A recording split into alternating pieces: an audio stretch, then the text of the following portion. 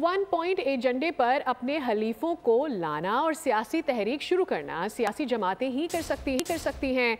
Senator Shibli Faraz की media से गुफ्तगू, कहा कि 8 फरवरी पाकिस्तान की सियासी तारीख का स्याह दिन है।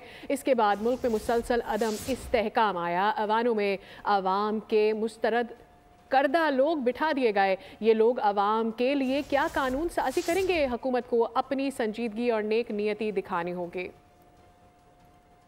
हम एक सियासी जमात हैं और सियासी जमात का काम यही है कि अपने साथ अपने सियासी हलीफों को इकट्ठा करना, एक मिनिमम पॉइंट एजेंडे पे उनको लाना और उसके बाद अपनी एक सियासी तहरीक शुरू करना। ये हम सियासी जमातें यही कर सकती हैं।